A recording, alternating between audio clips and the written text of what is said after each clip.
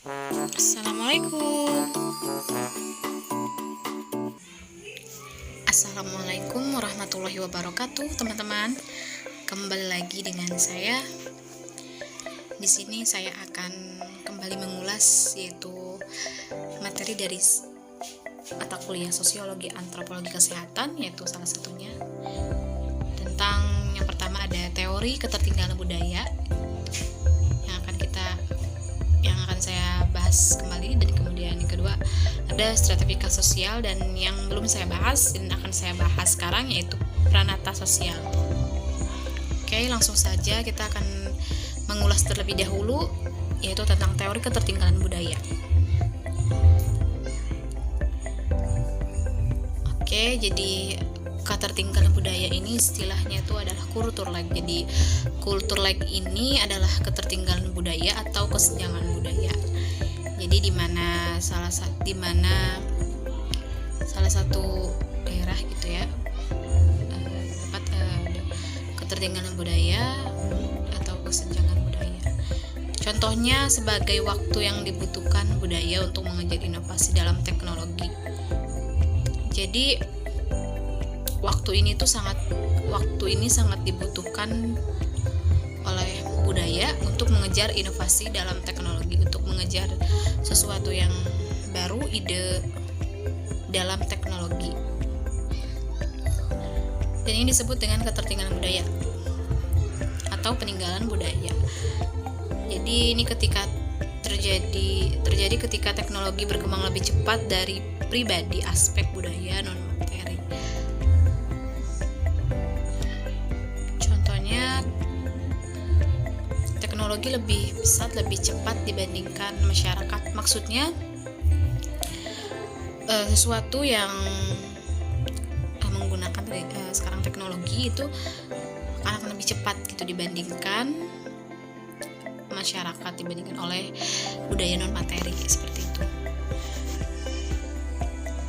Oke, dan kebiasaan pemikiran perilaku dan kebiasaan dalam kehidupan sehari-hari, budaya ini memiliki dua aspek, yaitu yang pertama ada material dan non material.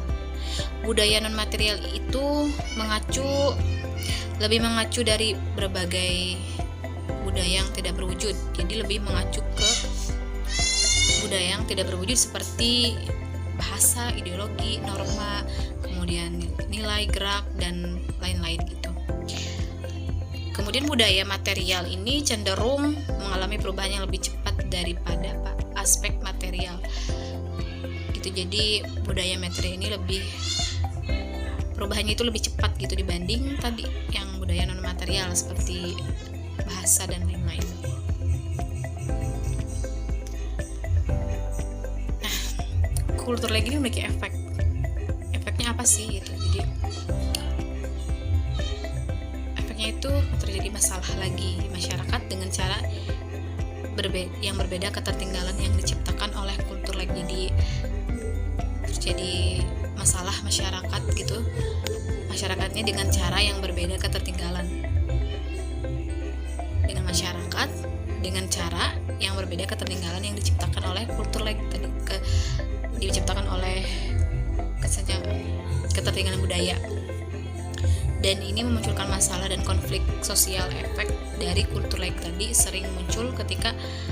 biasanya muncul ketika adanya ilmu pengetahuan dan teknologi. Jadi masalah ini tuh akan muncul gitu ketika adanya ilmu pengetahuan dan teknologi.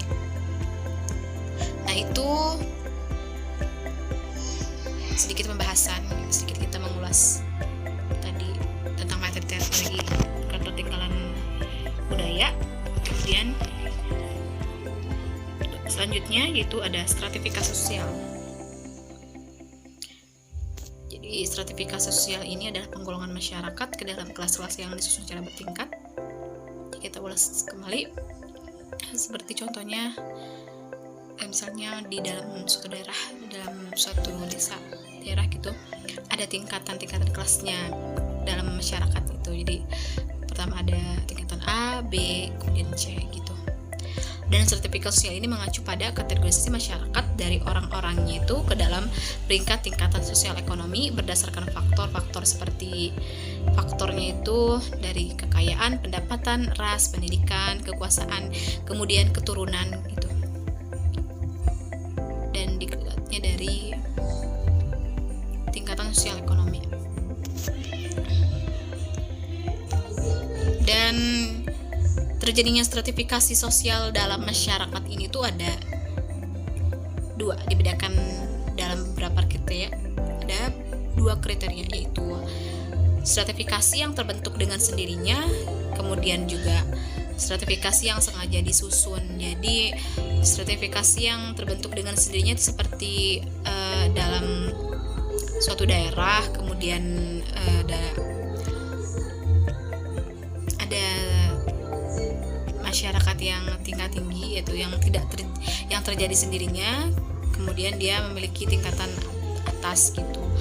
Kalau sertifikasi yang sengaja disusun, ya misalnya dalam suatu organisasi atau suatu lembaga itu sudah disusun, emang sengaja disusun gitu. Dan ini misalnya ditempatkan di tingkatan kelas A, kemudian yang lainnya di tingkatan B, itu sudah sengaja disusun kalau seperti itu. Kalau dalam satu, kemudian yang ketiga ada pranata sosial. Nah, yang akan saya bahas gitu, saya baru bahas gitu, materi baru itu tentang pranata sosial. Pranata sosial ini atau yang disebut dengan lembaga sosial gitu. Jadi pranata sosial ini adalah lembaga sosial sebagai prosedur atau tata cara yang telah diciptakan untuk mengatur hubungan antar manusia yang bergabung dalam satu kelompok masyarakat dengan kelompok masyarakat lainnya. Jadi pranata sosial ini adalah lembaga sosial yang sengaja sebagai prosedur, atau lembaga sosial ini sebagai tata cara yang memang itu untuk mengatur hubungan antar manusia. Jadi yang mengatur hubungan antar manusia yang satu dengan masyarakat lainnya gitu. Kemudian lembaga sosial sendiri yaitu tadi adalah suatu sistem tata cara atau kelakuan dan hubungan yang berpusat pada aktivitas untuk memenuhi kompleksitas kebutuhan khusus dalam kehidupan manusia, yang tadi mempunyai maksudnya itu tata cara untuk mengatur hubungan antar manusia atau aktivitas antar manusia dengan manusia lainnya, masyarakat dengan masyarakat lainnya.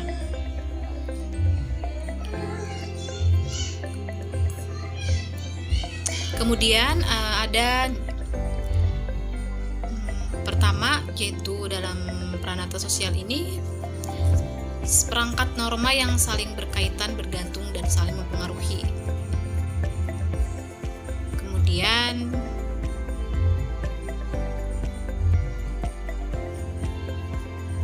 di pranata sosial ini itu ada norma yang dapat dibentuk. Jadi norma yang dapat dibentuk, diubah, dan dipertahankan sesuai dengan kebutuhan. Kemudian yang ketiga itu ada seperangkat norma yang mengatur hubungan antar manusia dan warga masyarakat agar dapat berjalan dengan tertib dan teratur.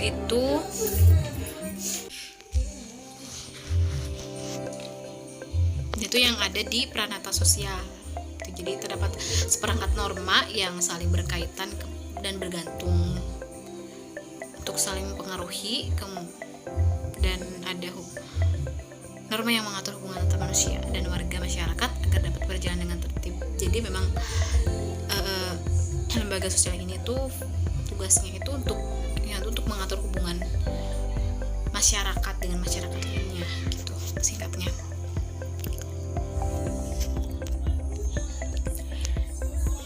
Nah, fungsi dari pranata sosial ini atau lembaga sosial ini yaitu agar keteraturan dan integritas di dalam masyarakat, menjelaskan tentang apa itu definisi dari lembaga sosial atau pranata sosial. Jadi fungsi umumnya, fungsi yaitu peranan sosial atau lembaga sosial ini adalah keteraturan. Jadi yang mengatur hubungan integritas dalam suatu masyarakat.